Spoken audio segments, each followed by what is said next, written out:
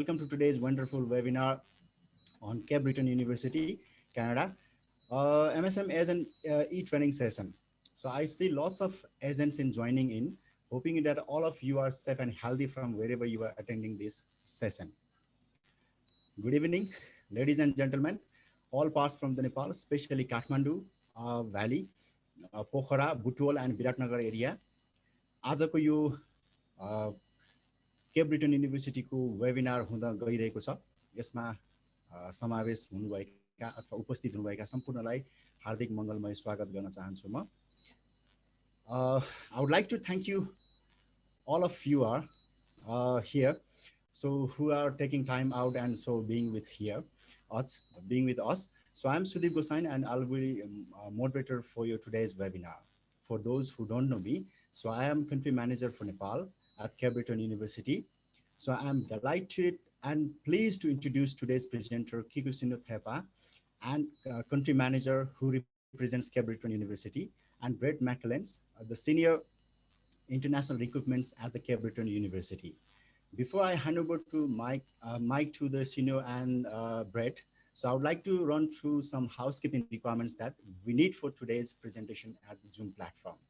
So what is today's agenda for webinar? First of all, you are hearing the comprehensive presentations about the Cape Breton University. Then we will be taking the questions during your sessions and after the sessions. So in the meantime, you can drop your queries in the Q&A sessions in the presence in the control panel.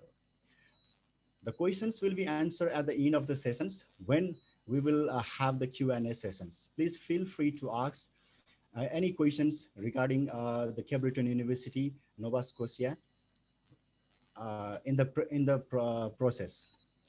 For those who just joining me, so welcome to today's webinar on Cape Breton University MSM E-Training session. So without further delay, so let's kickstart with the welcoming with our manager, Canada manager Kikusino Thepa and Brett McClellan. So over to you, Sinu and Brett.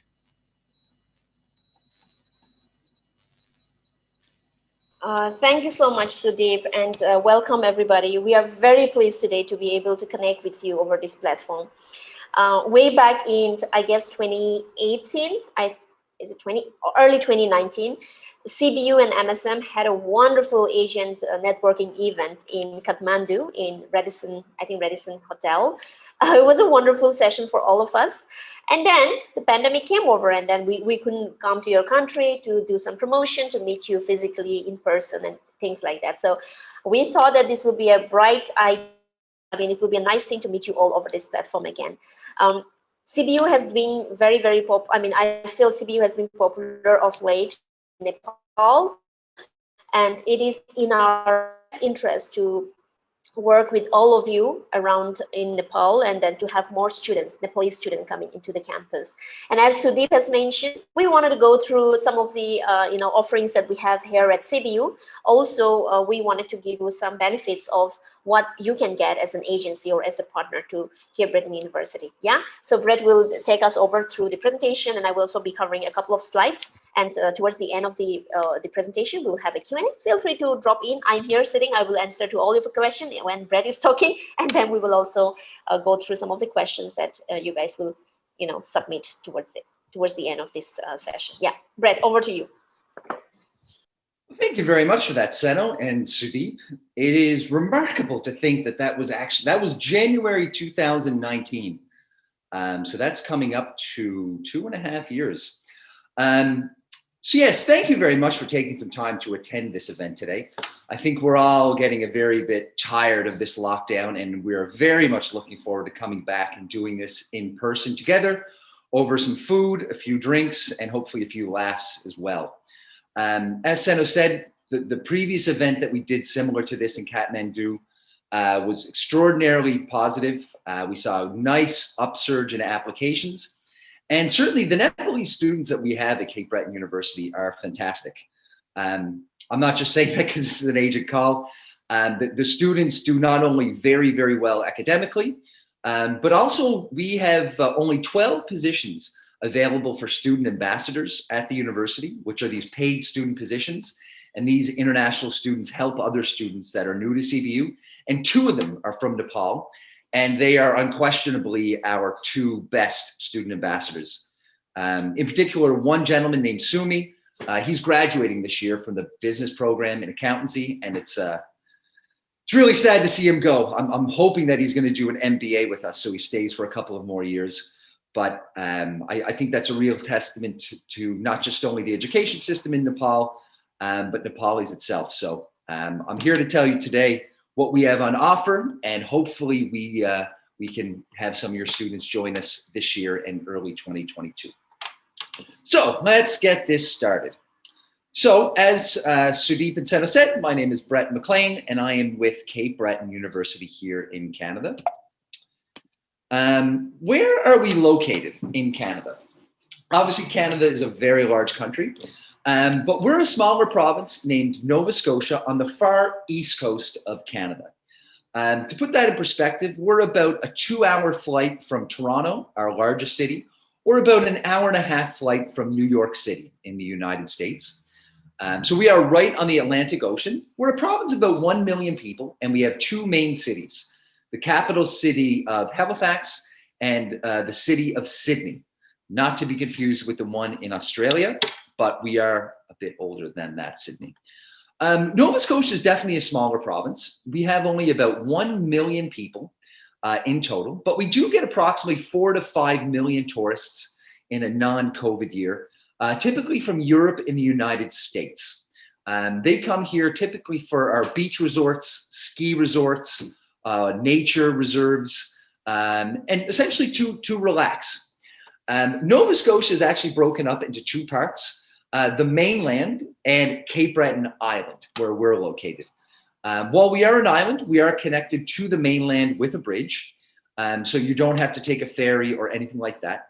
And there are direct flights from Toronto directly to Cape Breton or to Sydney.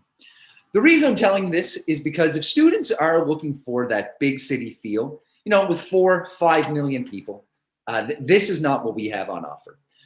We are definitely a place where tourists come to relax, but we also have all of the amenities you would associate with, you know, a medium to large size city.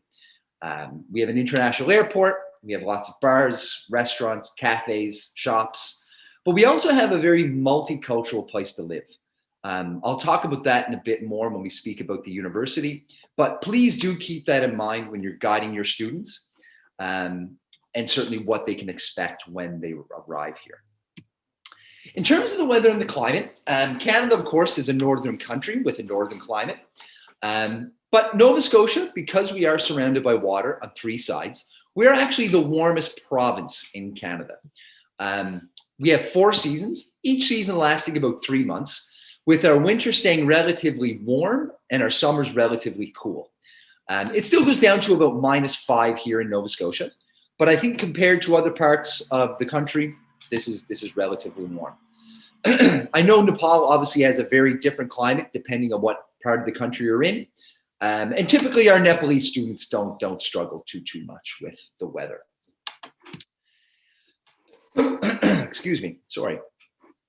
Now, in terms of the university, we are, of course, a publicly funded government university, but we are a smaller university. We're only about 6,000 students in total, but I am happy to tell you that we have over 2,500 international students from more than 56 different countries. And I think this is going to be important for your students because it does give them the best of both worlds. It gives them that option of studying with students from Canada, the United States, France, Germany, but also with students from, you know, Africa, Asia, and as well, of course, Nepal. The small university experience will give them the option of knowing their professor by first name, and the professor will know them. And they're not going to be, I think, maybe at some larger institutions overlooked. This is definitely going to be good, I think, for the undergraduate students, but also for our postgrad students, because those first years of university, particularly in a new country, they are going to be a little bit more difficult. And I think having that access to your professors, they can certainly give you that guidance you need or that extra little push that's going to make sure that you succeed. Now, in terms of the study options, Looking at the previous intakes, we know that Nepal does have a different sort of demand. It's not just all undergrad or all postgrad. It is a bit mix of everything. So I think I am going to cover most of the programs that we do offer. But I am happy to tell you, we do have undergraduate programs for students directly from their 10+2 or their high school. But we also have those postgraduate, or as we call them, post-baccalaureate programs that students that already have a degree will be interested in. So before we get into that, as you all probably know, but just want to clarify, students are allowed to work part-time in Canada, 20 hours per week between September and April, and 40 hours a week between May and August. Students must be registered for at least 3 subjects between September and April during each semester in order to work part-time. And the minimum wage in Nova Scotia is approximately 13 Canadian dollars per hour. Most of our international students do work while they study. Usually nothing special, bars, restaurants, cafes, shops. It's a great way to make some extra money. And because the cost of living in Nova Scotia is lower than, say, Toronto, Vancouver, Alberta, certainly this extra salary can help pay for the cost of living while they are in Canada. But they have to assume when they're applying for the study permit that they can support themselves without having to work. The Canadian government doesn't want students relying on part-time work to pay for their cost of living.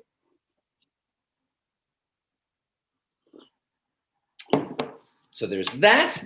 And as we go through the tuition, I just want to let you know that tuition is paid by how many subjects you take per semester. So if a student that's taking 3 subjects in a business program is looking to their friend who's taking 5 subjects in a business program, that student is going to pay a little bit less.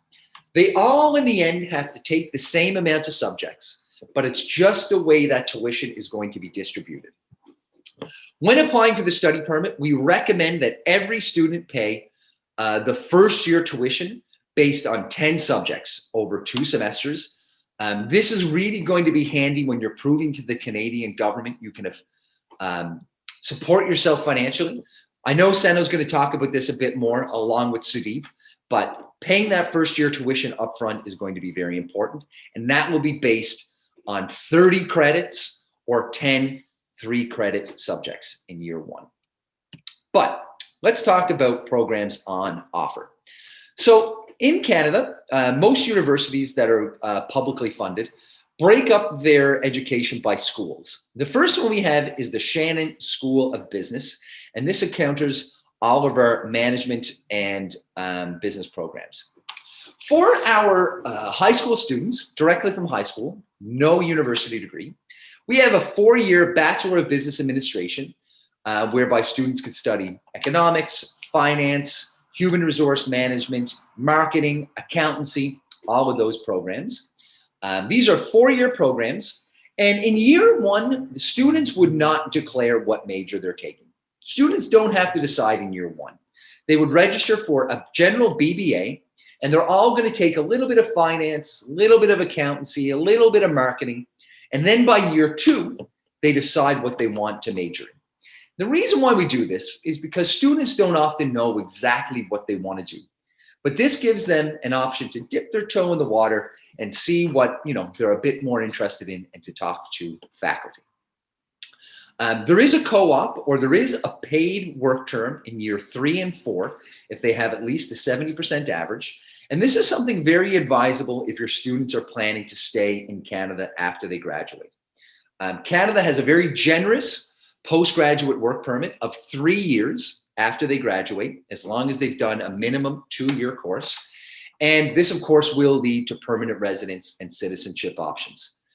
To get the best options available for them, having that co-op is going to be an excellent way to get a skilled job after they graduate. Similar to this, we also have one of the oldest Bachelor of Hospitality and Tourism Management programs in Canada. This Bachelor of Hospitality and Tourism Management is a 3-year program for students directly from high school, or it can be a 2-year program if you students already have a hospitality qualification or maybe some kind of credits from a program they've done in Nepal. This program is going to have 2 540-hour paid internships, so a total of almost 1,100 hours. And students make about 10,000 Canadian dollars in total over the 2 paid internships. This is a wildly popular program with our international students. And Cape Breton University has many, many tie-ups with cruise ship industries, because we're on the ocean, bars, restaurants, hotels, golf resorts, ski resorts. We actually don't have enough students to fill all of the jobs. Normally, it's the other way around. We don't have enough jobs for students in some industries, but tourism in Eastern Canada is one of the largest industries going. Pre-pandemic, we don't have enough people to fill those jobs, and we actually have a special visa category for skilled immigration to come and work those positions. I think this is very popular in Nepal with your students, given the fact that Nepal has an outstanding tourism industry. My wife and I actually have been to Nepal a few times on holiday. I remember we went to a wonderful place called The Last Resort about 10 years ago. We've gone on a 14-day trek around the Annapurna Trail. Particularly Pokhara, I know, is in high demand for students in the hospitality sector. So certainly, if you do have students looking to get a Canadian qualification in hospitality and tourism management, we'd love to have those applications. Now, for those of you who might have students that have a business degree already, or maybe even an engineering degree, a science degree, some kind of degree already, we also have 2-year post-baccalaureate or postgraduate programs, as you may call it. These programs are all done over 2 years, broken up into 4 semesters. Each semester, the semester 1, 2, and 3 are going to be in class. This is going to be where you actually do your in-course work. But semester 4 is going to be either an internship or a capstone research project. In order to qualify for the internship, you must be having at least a 70% average in year 1, because we do want to give those students that we have tie-ups with that option. But of course, our students that might not be doing as well academically, we do want to give them a bit more time on their research skills. So considering that, this 4-year program is very competitively priced. In total, it's about 27,000 Canadian dollars for everything. I know those prices are slightly updated. We've gone up 3%, but that would be 17,000 Canadian dollars in year 1, 10,000 Canadian dollars in year 2. If you are accustomed to American dollars, that's about 20,000 American dollars in total. But I know also Australia is very popular, and the Canadian dollar and the Australian dollar are almost the exact same. So for these programs, we have 4 options: supply chain management, business analytics, public health management, as well as business management. The supply chain program is certainly a program that's going to be looking at logistics and supply chain. We are right off the Atlantic Ocean. We are very close, only about 100 miles or 100 nautical miles, some of the biggest shipping lanes in the world. Our ports in Nova Scotia are some of the largest in Canada, so there are a lot of job opportunities in supply chain here. For business analytics, this is going to be a program for students that also must have statistics as well as maths in their undergraduate degree. So it will be difficult for students that may have studied, arts or pure sciences for this. But if students have studied, say, finance or the actuarial sciences, this could be a good program. IBM actually has a headquarters in Nova Scotia. A lot of our students do go to work for them, but also for larger companies that are focused on big data sets, such as Amazon, Facebook, LinkedIn, Google. These are large companies that students often qualify for. If students are looking to go into a more general management program, we have the business management program. This would be for students that might look to manage maybe a business department, or they're looking to go into business consulting. This is a good option, as well as public health management. Coming out of a pandemic, we expect this to be a very popular program. We actually created this program before the pandemic because there is a huge need in Canada for people going into the public health management sector. This is not a science program. I will talk about our epidemiology and healthcare science program in a moment, but the public health management program is absolutely focused on managing long-term care homes or managing a department within a hospital and the business side of that. I think overall, these have probably been our fastest growing programs because of their applied nature and the job opportunities after they graduate, but also the fact that they're 2 years and students can apply for a 3-year postgraduate work permit, and of course, the tuition. Many of you will know the cost of tuition in the UK and Australia can be very, very expensive. I'm not saying this is cheap, but compared to those countries, I think Canada has a very, very competitive tuition price. So that is the business school. Next, we have the School of Science and Technology. The School of Science and Technology has 2 types of engineering, an applied engineering program or the traditional Bachelor of Engineering. That is 4 years. The applied engineering, or the engineering technology, is only for undergraduate students, and students that already have an engineering degree. For the high school students, this can be a 2-year, 3-year, or 4-year program. For students that already have a science degree, they can do what's called a post-degree option and get a second undergraduate degree in 2 years. Students may ask, why would I want to do a second undergraduate degree or get that qualification? And the reason is your motivation to study in Canada and then work is going to be very difficult if you don't have a Canadian qualification. It's very difficult to work in the engineering technology sector without a Canadian qualification. And getting even a 2-year diploma is going to allow you to do that in Canada. You will be able to work as an engineering technologist with a 2-year diploma, but even better if you have a degree. So getting into a master's program with a foreign qualification often is difficult. So this leaves this post-degree option as very popular. We do have a number of Nepalese students that have done this, that have already had an engineering degree from their home country and are now working in Canada with that post-degree qualification, or the equivalency of a 4-year engineering technology degree. If you do have questions on that, we can definitely talk about that. I know that can be a bit confusing. The other option is, of course, the 4-year professional engineering. This is only for high school students. And that would be your 4-year engineering in, say, chemical, electrical, civil, environmental engineering, computer engineering, things such as that. We do not have software engineering. We do not have anything related to IT, unfortunately, or computer science. But for the engineering technology program, we have some unique streams in petroleum engineering, electronics and controls, as well as environmental and chemical engineering. Okay? Don't worry about this, by the way. We can send you a full Excel spreadsheet of all the programs and the requirements. And the tuition for this program is approximately 18,000 Canadian dollars per year for the post-degree or the undergraduate degree.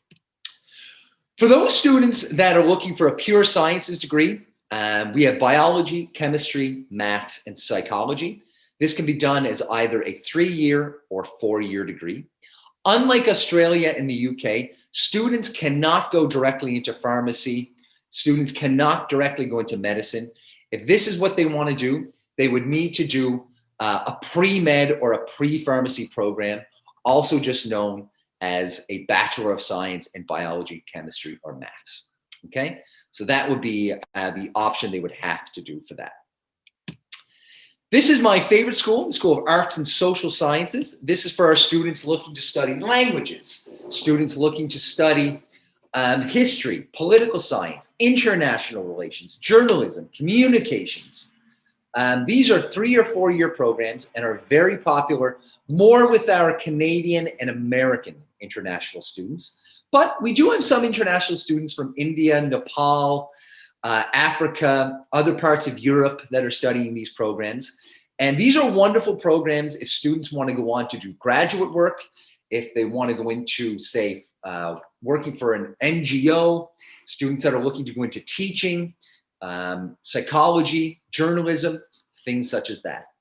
We do have a very unique Bachelor of Arts and Community Studies program if students are looking to go into social work, or perhaps if students are looking to go into sports management or something to do with sports leadership. We also have a very strong program in sports, physical activity, and leadership management. This is a program whereby students that look to go into coaching or physical education have a good opportunity in, as well as a Bachelor of Arts in Science and the Environment. This is kind of a nice blended program that combines a science and an arts program. There is a statement of purpose that is required, but if students aren't sure if they want to go into the hard sciences or if they want to go into the soft sciences, this does combine the best of both worlds and is becoming increasingly popular with our direct from high school students. So that's also something to consider. Similar to the other programs, it would be 18,000 Canadian dollars per year. And finally, we have our School of Education and Health. This is where we have a very popular Bachelor of Health Sciences program in public health. This is a program that is for either direct from high school students as a 4-year program, or students that already have some kind of science-related degree like nursing, like chemistry, a biology degree, maybe pharmacy or nursing. This can be done as a 2-year advanced standing program. Prior to the pandemic, we often had difficulty explaining to students and parents what is a health sciences degree compared to a pure sciences degree. But I think now with the spread of COVID-19 and everyone talking about how important it is to prevent the spread of disease through air, food, and water, the role of an epidemiologist, a term you didn't really hear in the news before COVID-19, and now you hear every day. This is exactly what this program is. It's a program for training people in public health and epidemiology. There are only 5 schools in Canada that offer this at the undergraduate level. We are one of them. This is a fantastic program for students that have a desire to get into the health sciences. It was high in demand prior to the pandemic. It's even higher in demand right now. And we've had to cap this at 100 seats. We have 100 seats available for our international students. We have 3 intakes a year for this. If your students are interested in this program, I would strongly encourage you to apply early because seats are limited for this.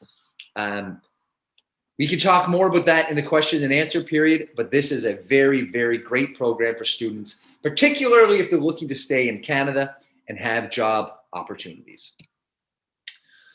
So in total, those are the programs. I know that's a fairly fast way of trying to describe everything we offer. We do have over 100 programs available. I would keep in mind that we have everything from, international relations to engineering to public health to regular run-of-the-mill engineering and business programs. Please do keep in mind, we do not have anything IT, unfortunately. I wish we did. Computer science or software engineering.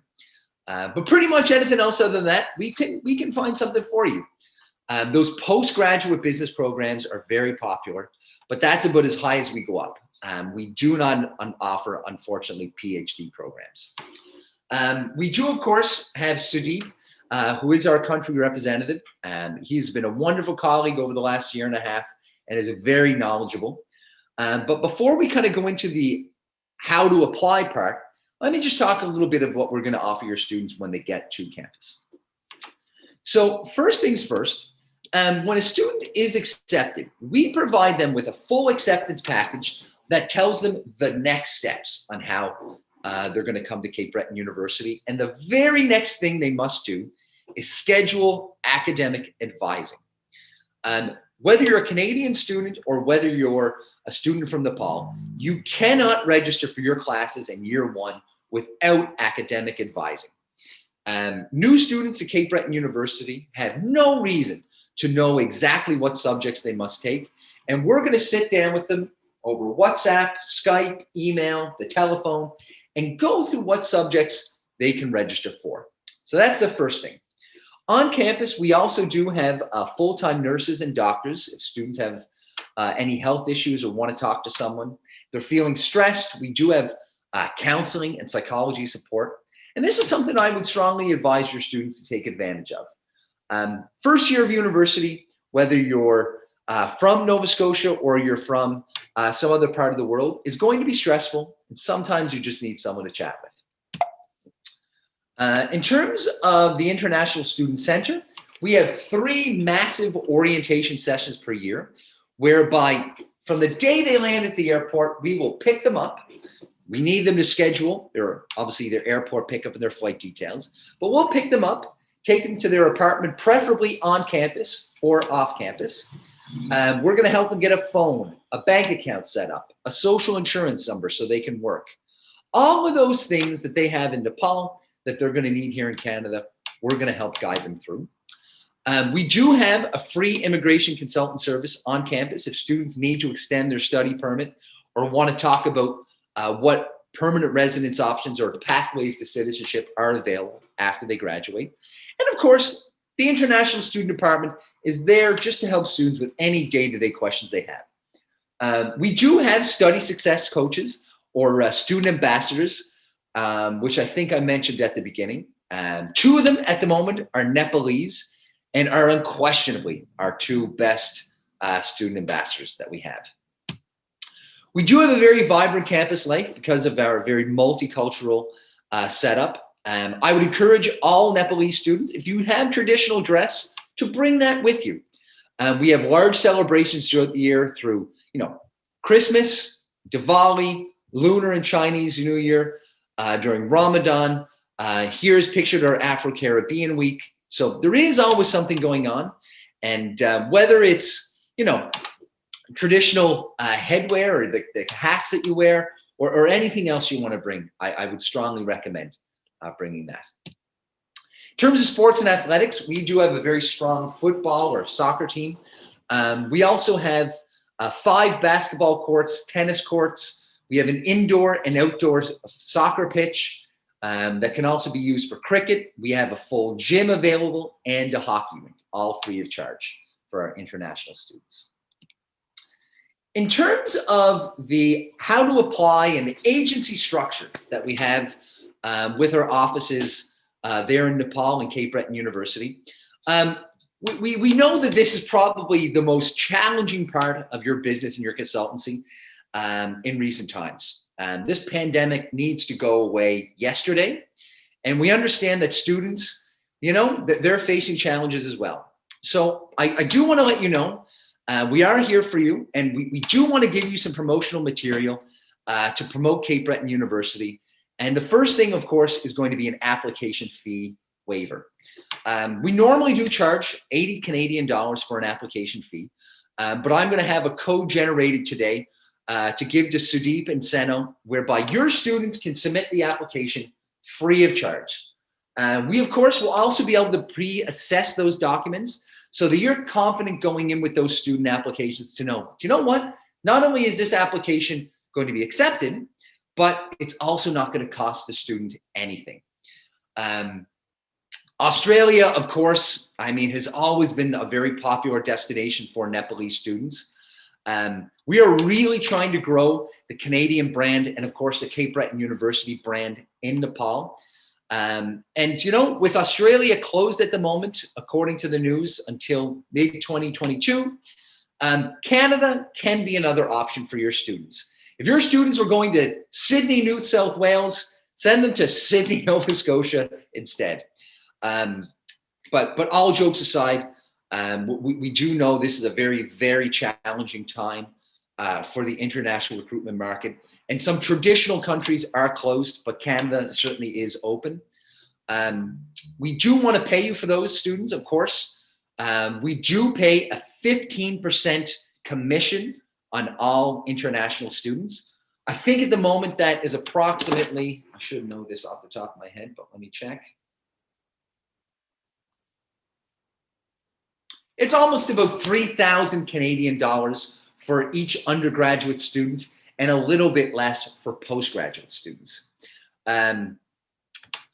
We do know that this is difficult. We do have Sudeep in Nepal. We have our admissions team in the region who can process these applications. And I do want to turn it over for a moment to Seno and then Sudeep to answer kind of those questions, but also go through the process of how your students are going to apply. And I'll send it over to you now, Seno, to kind of go over that. Yeah, Brett, if you can just go back to the previous slide, I just wanted to highlight on one point over there. The previous one, yes. So one thing that we take very seriously here in this region for not only Nepal, but for the rest of the Indian subcontinent market. This is a huge market for us, for CBU. And we have been receiving a lot of questions from students on the academic advising, registration, and how to travel with this pandemic. There are quarantine that is required, government policy, travel policy. So what we try to do and what we normally do here is we organize this important, very, very important student information sessions, right? We just had one on the 13th of May already for all the students who have already paid the tuition fee for September 2021 intake. So that is another benefit that you get as a partner agent. So we try to not only bring the students, but also try to invite all of our partner agencies from this region so that they can have this information in the session along with them. We also can share the recordings with you guys if in case you are keen to hear about it, keep it to your counselor and then share the same information later on. Just request and then we will be able to give you that. Yeah, that is one point I wanted to touch base with. Yes, thanks, Brett. If you can move to the next slide, please. Well, so applying to CBU is as easy as because of the office setup that we have here for the Indian subcontinent. All you need is the scanned document. Unlike some of the schools that we have in Canada, we are not asking for the hard copy transcript or anything like that. The processing time, we have an application form that can be filled.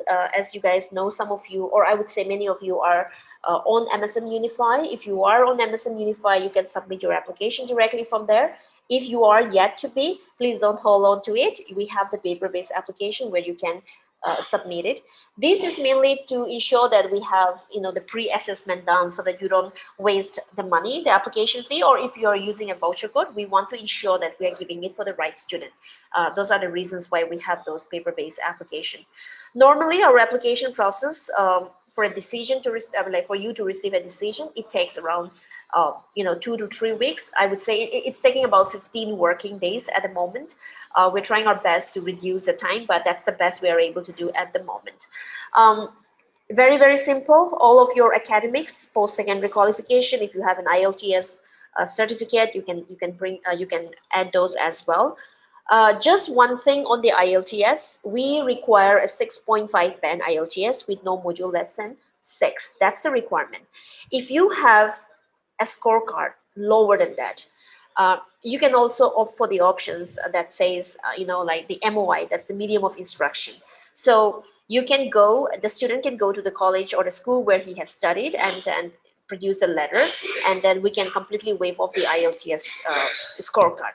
However, in some of the cases of late, some applications were rejected because they submitted an IELTS along with the MOI and the IELTS score was lesser than 6.5 on the requirement. In occasions where we receive both the things, IELTS and MOI, we will consider the IELTS. So we highly encourage you not to submit the IELTS if you are submitting the MOI. So that's how it takes.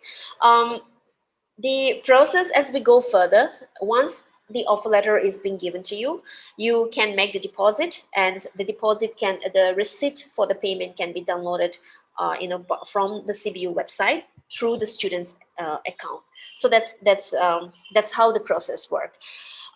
Just a little bit emphasizing on the partnered agents. We work with quite a few number of agencies in Nepal already, and we are very, very keen to provide with them the best service, be it in terms of application assessment, be it in terms of offer letter, be it in terms of, providing information to the students on their arrivals, be it in terms of commission, as Brett mentioned. We offer a flat rate of 15% on every of the students that you would send it to us for 2 semesters. So this is another thing that you might want to consider. And the application fee waiver, of course, is exclusively for the CBU agent network, and not the ones that we're not working with. So you might want to keep that in mind as well as you submit applications. Yeah, that is it, Brett, from my end. Wow, thank you. Great, Seno. Thank you, Sino. So, Brett, you want to add something else?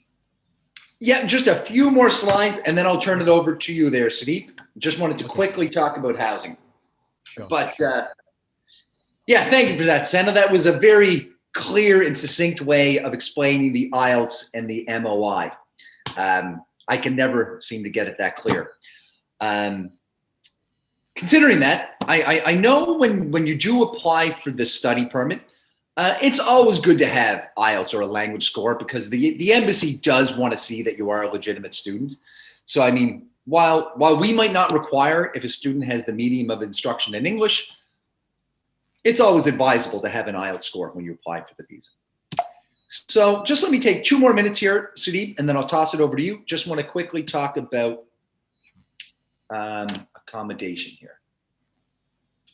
This is for our students that need language, which would not be for the Nepalese market. So, of course, when your students do come to Canada, they're going to need a place to live. We have beautiful on-campus housing with shared accommodation or their own private rooms, or even the option where they have their own private room to sleep in, but they have a shared living room, kitchen, and bathroom. If students are looking for something, even the first semester when they arrive, just to have something organized, I would strongly advise considering this. It's nice to get off the plane and have someone pick you up at the airport and take you to an apartment that's already ready for you. These places have kitchens, they have full food service available, and they also have all the bills included in the rent. So the heat, lights, electricity, and internet. Students have to stay for at least a semester. They can't stay for a week and then leave. But this really will make their lives a lot easier. And by booking this in advance, you can also show this embassy when you apply for the study permit that students have paid for a big part of their cost of living. Considering that, if students do want to stay off campus, we do have a link available on the website whereby they can look at different landlords or different apartments available, and to find websites where they can search for their apartment before they come. I would say every landlord is going to be different. This is a contract between the student and the landlord. It has nothing to do with CBU. So some landlords may require first month's rent, last month's rent, as well as a deposit. Others might not. Students, of course, also run the risk of not seeing the apartment before they arrive. So those are the 2 options. I personally think that arriving on campus, having that sorted out for at least the first few months, and then getting orientated with the city and going to see apartments is the better option, but those are the 2 options available. So without further ado, I will leave it at that. I see that there are some questions in the chat box there. So Sudeep, I turn it over to you. Yes, Brad, thank you so much. Thank you so much for a wonderful presentation. Sino and Brad, thank you very much. So yeah, of course, we got lots of questions here. So I'll pick one by one, and Brad or the Sino, you both can answer, right? The first question, so I want to take that. Please provide us the tuition fee along with the updated flyers through email or MSM Unify portal. Okay. Of course, we will provide that to you after these events. So we will send you the email with the updated presentation. And, as per Brad said, so we have like Excel sheet with the full program details. So we will send you right away. Any scholarship? So, Sino, so do we have any scholarship here? Yeah, so we have a scholarship and bursary section on the website. We do have some scholarships and bursaries available for students as either entrance scholarships and bursaries or in-course scholarships and bursaries. The scholarships and bursaries are mainly for our undergraduate students. I think if you look at the post-baccalaureate tuition, it's very, very competitive at 17,000 in year one and only 10,000 in year two. So we typically do leave the bursaries for our undergraduate students who are doing usually 3 and 4 year programs. They are all based on academics. So the better your grades, the better options you have available. And the bursaries usually range from 500 to 2,500 Canadian dollars. And the scholarships range upwards of about 8,000 Canadian dollars. Unfortunately, we don't have any full scholarships available. But I would encourage all of your students to look through the scholarship website to see what they may be eligible for. And if students don't get an entrance scholarship, don't worry. Most of our students actually, at some point after they've arrived in Cape Breton and have done well in their studies, can then apply for those in-course scholarships. I would also just make one note that students can't apply for a scholarship until they've been accepted. We get a lot of scholarship and bursary inquiries, so we do ask that students are only considered after they've been accepted, at least to a program. Right. Thank you, Brad. So what is the time frame to get offer letter? So at the moment, I think our current processing time is about 15 business days. I do recognize that is not where it should be. It should be less than that. I know there are some institutions doing it in 5 days and even other ones that are doing it in 2 to 3 miraculously. Unfortunately, we are still working to get that down. But it takes about 15 business days to get the offer letter once we've received all the documents. Certainly, once that is done, you can then move on to the study permit application. And we generally advise students, if you're looking to start in an intake in, say, September, have your applications in by, at the latest May or June. We currently have a cutoff date for September of June 10th. So we still are accepting applications for September, but the visa process also will inhibit that. So on the offer letter, you will see an important date that also says alternate intakes. Our offer letters are actually valid for 1 full year. So for example, a student that may have applied for September, they're also valid for our intake in January, in May, as well as the following September. And this is because, whether it's they get the visa a little bit late or maybe just things in life change, we will hold your spot for 1 full year. So if you decide that you're not going to come for the intake that's immediately stated on the top, look below on the offer letter and you'll see all the other intakes available. And you do not need to request a new offer letter. You simply need to schedule academic advising for the intake that you want, which is usually open about a month or 2 before that intake actually starts. If you do want to officially defer, that will be good for us so we know when you are coming. And we do have a deferral letter that you can fill out just so the student knows this is all taken care of. It's not required, but it is convenient for us to have on file. And speaking of that, just one thing I did forget to mention on the acceptance package. On the acceptance package, there's going to be a checklist of all the things the student needs to do. I think the very first thing identified is register your CBU student email address. Once a student has been accepted, correspondence from the university will no longer go to the email on file, but rather to their CBU email address. We do know that some students don't always activate this, and I wish as an institution we did also include that information sent to the personal file or the personal email address. But we really want to get students accustomed to checking their CBU email address and going to that as their place for information. This is all listed in the information package, but please also register that CBU email address. Right.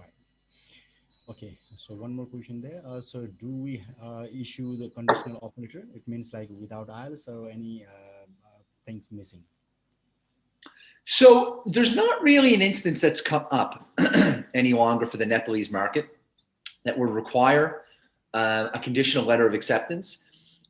Because students do have the option of applying with a medium of instruction, we would just advise students to either use medium of instruction or submit their documents when they have all of them together. There isn't really any benefit we find of having a conditional letter of acceptance. Students aren't able to apply for the visa with the conditional letter of acceptance. So we would advise simply, just apply when you have your documents all gathered together, and that will ensure that everything is processed at once and in a timely fashion. Right.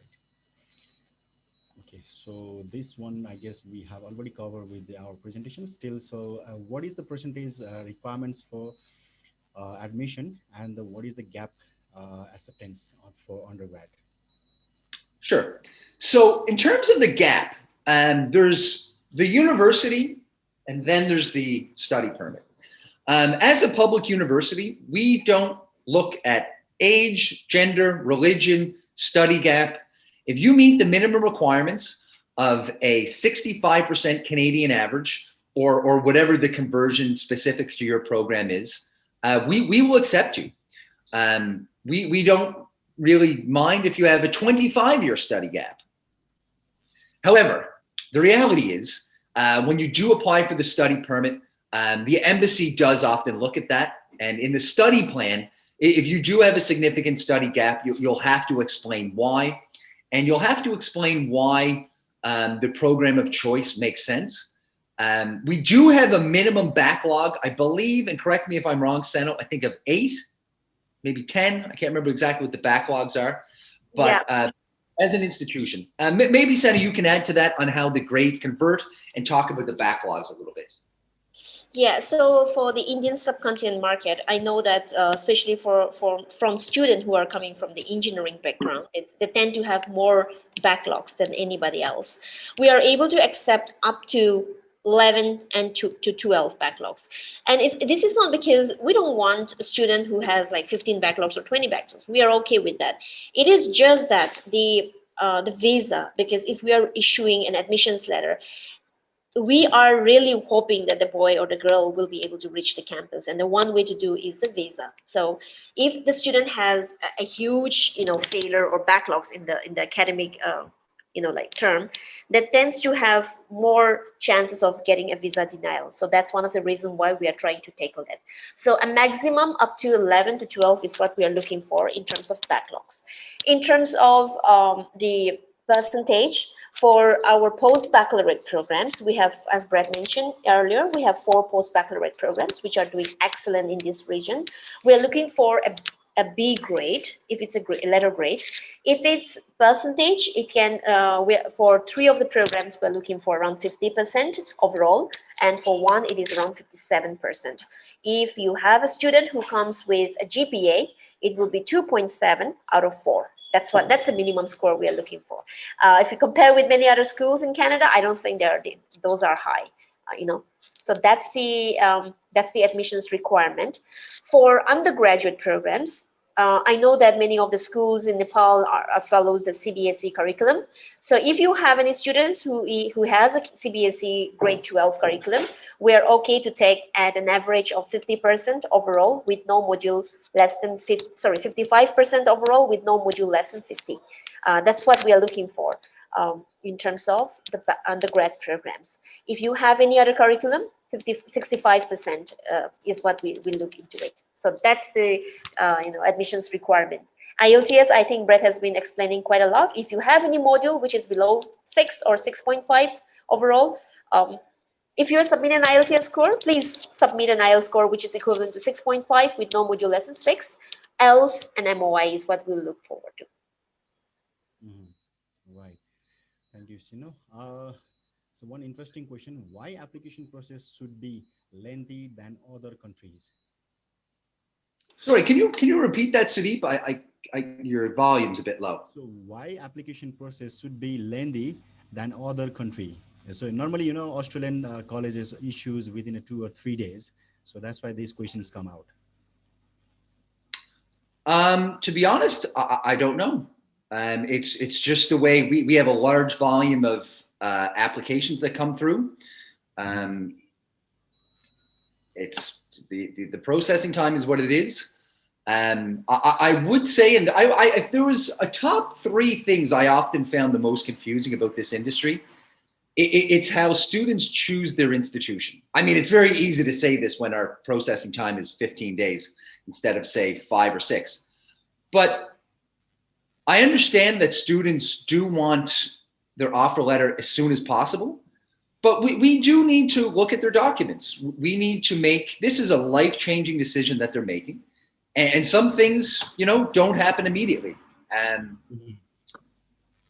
I do find it odd sometimes students would move or choose an institution based on a few days processing. But I know how important that is to them. But the short answer is I don't really have a good explanation. It's just how long the processing takes, unfortunately. If your students are looking for an offer letter within 2 to 3 days, I would say this: do not apply to Cape Breton University. We will not be able to process your application, unfortunately, in that short of time. If you feel that this is really difficult, please send me an email. I always love sending these things to our admissions department because I've been fighting for years to have this reduced. So any feedback you want to give me in writing about competitive processing times, please write me an email. I'm always happy to take them and raise them with the higher ups at the university. Right. Thank you, Brad. So do students need to pay 1-year tuition fee to get acceptance letter? So we do not require a tuition deposit to receive the offer letter. We will provide the offer letter without a tuition deposit. I will say that if you apply for a study permit without paying the first year tuition, you're almost guaranteed to be rejected, the study permit. I would actually even say if students are not prepared to pay the year 1 tuition upfront, I would strongly advise not applying for the study permit because it's only going to do them more harm. But we will provide the study permit without the tuition deposit. I would say this though, we only provide tuition deposit refunds if the study permit is rejected, and we do require a copy of that rejection letter. Please be very clear with your students. If they get accepted at Cape Breton University, pay the tuition deposit, and then remarkably decide, actually, I want to go to Toronto, we will not be able to provide that tuition deposit refund. We have a very, very high success rate relative to other institutions for the visa. We are a public university in a very high demand government region. So sometimes students think, I'm actually going to apply to that university in Nova Scotia, but really I'm only doing it because I want to go to a college in Toronto and I think I'll be rejected the visa. If you want to go to, if your student says they want to go to a college in Toronto or Vancouver, you should apply for them at that university, because if the student does provide us the tuition deposit, we will not refund it if they are looking to go to another institution and have the visa. And of course, you will need that tuition deposit receipt with the study permit application. Is there anything you want to add to that, Seno? I'm not sure if that's everything covered, but I just really want to stress that point because it is very important. No, just one point. I don't know if I've missed that or not, but one of the concerns that we have been having of late in this region is also students not doing their responsibility or a duty of dropping off their courses if they are not going to come and study in CBU. So when the time comes, we normally shout in the market saying that, hey, registration is open, please register for courses, do your academic advising and things like that. So of course they're all looking to come and study in Canada, so they don't want to miss on courses. They will, with full of enthusiasm and with a lot of energy, they will go and then register for courses, 4 or 5 courses, whatever they want to do. and then they just sit waiting for the visa to come. They just don't care to go back. But there is a specific deadline to which they must drop their courses if they are unable to come to Canada, or if they don't want to do the online courses, especially in this pandemic period. So as an agent, I earnestly, request all of you guys, and that's what we try to do here as well, that if you are or your student is registering for any courses, do not forget to drop your courses, or else you aren't going to get that money that you have registered for. So even if you come back later on and say that, hey, I want to get my refund because visa has been refused and this and that thing, the courses that has been registered, and if you have taken classes, now when I say if you have taken classes, I don't necessarily mean that you have, like, you are there, but if you have registered, you are supposed to be in the class. So you don't get a refund for that. So you might want to keep that in mind as well. I'm trying to send out very clear information and what do we call it? Instruction on that as well to all of our partners, counselors and agencies across. So probably if you're one of us, and I'm sure many of you are, you would receive that information from us. Right, thank you. So is IELTS requirement same for the nursing program? Are visa requirements the same as where, sorry? So is IELTS requirements is same for the nursing program? So the nursing program is not open to international students. Well, it is, but we only take about 5 students per year. There's a CASPER exam you have to write. There is a very, very high average students must reach. It's currently closed until September 2022. The nursing program, I'll be honest, is not something we really promote. Unless in rare circumstances where students have excellent grades and they do have the IELTS score requirement of at least 6.5, no band less than 6. So I think if you do have a nursing application or a nursing student, that would be really something we would look on a one-off basis because it is such a competitive program. We get about 600 applications a year for only about 75 seats. And priority is given to Nova Scotian applicants first. Wow, right. So I think we have already answered this one. So what is the amount to be paid to get an LOA? So there's no amount required to receive your letter of acceptance. Right. You don't have to put down a deposit to receive your acceptance letter. We will provide you the acceptance letter simply once students have met the academic requirements, and then that will be issued to you. The only time you need to pay something is when you're planning to apply for the visa. So one of the things you'll have to show the Canadian Embassy in your study permit application is that you can financially support yourself. And the best way to show that you can financially support yourself is by paying the 1-year tuition for your program through our CIBC banking portal. This usually takes about 3 to 5 days. And all the instructions of how to do this and how to download the receipt from the student portal are in the acceptance package. But we will issue you the letter of acceptance without paying any tuition deposit. Right. So after completion 2 years of diploma course in Canada, if the student wants to go for bachelor, then will the students has to start from first year of bachelor? So it depends on what program they would be in. So for example, if a student does the 2-year diploma in the Bachelor of Engineering Technology, if they decide, you know what, actually, I don't want just the diploma in engineering technology, I want to continue on to the degree, they would just go into year 3. They don't have to start over again. If someone started off in the 2-year diploma of an engineering technology program, but then decided they wanted to switch to, say, a business program, something completely different, yeah, you would likely have to start at the beginning.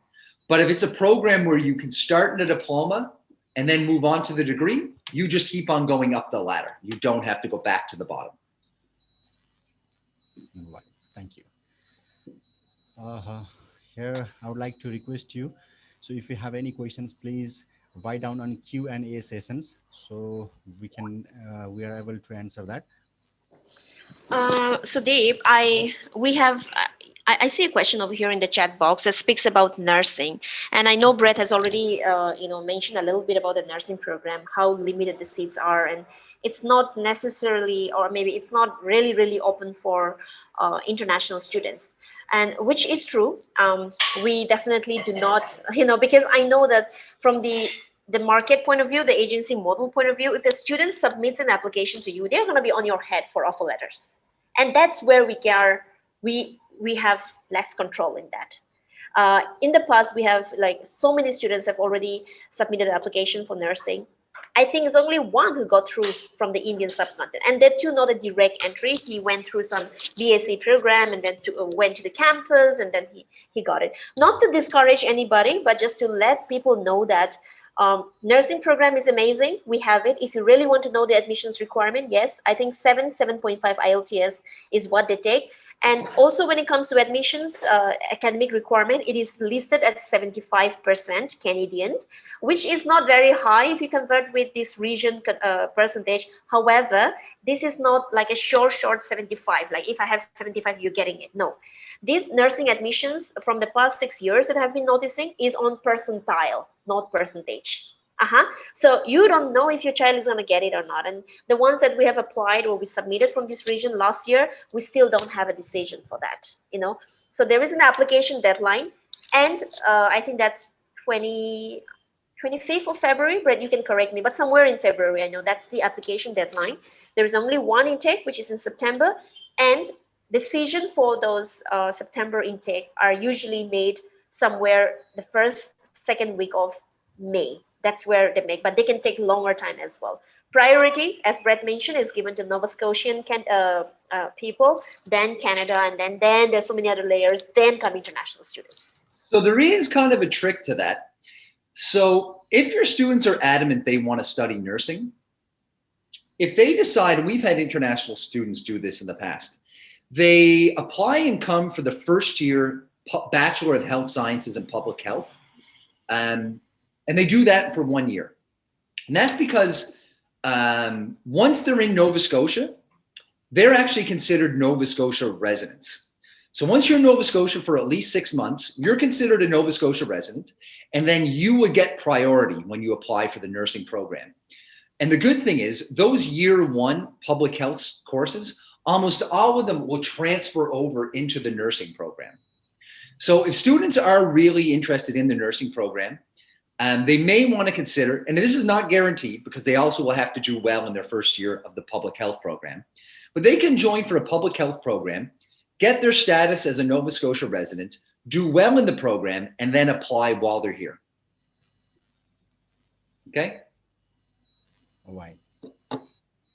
So a few more questions here. How many years of visa do the student get in the study permit or the first year time? So I mean, this is regarding I didn't get the question, immigration, I guess. So how many years of visa do the student get in the study permit for the first time? So it depends on the length of the program. So for example, a student that's applying for, say, the 4-year public health sciences program, it'll say on the offer letter, the duration of the program is 4 years. So when they apply for their study permit, the Canadian Embassy will issue them a study permit for 4 years. If there's a student, for example, that's applying for the Postbaccalaureate business program, that's 2 years, it'll say the duration of the program is 2 years. They'll put on their study permit application 2 years, and they'll often get a study permit for the 2 years. If, for example, the student arrives here and, maybe they have to extend their study permit for whatever reason, this is all done within Canada while their study permit is valid. And it's very simple. This happens very often, well, not very often, but it happens probably with 20 or 30% of our students. And it's a very simple process to extend your study permit once you're in Canada. But the study permit is based on the duration of your program. So, Deep, there is also one question over here I've already answered in the chat, but just wanted to let you know. I know there are a lot of colleges and a lot of universities and schools from Canada, forget about other countries, looking for students in your market, and so is the other parts. And this is where the questions of postgraduate work permit comes, because some of the schools, some of the programs that they are promoting may not be eligible for a postgraduate work permit.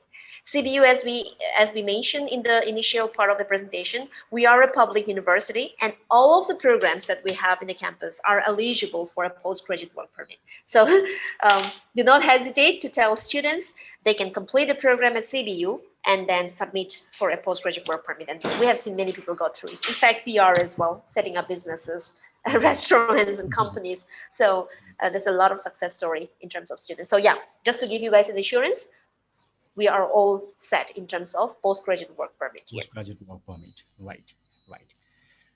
So one more question here for regarding tuition fee refund. When, if like visa got refused, so how much time would take to refunding the tuition fees?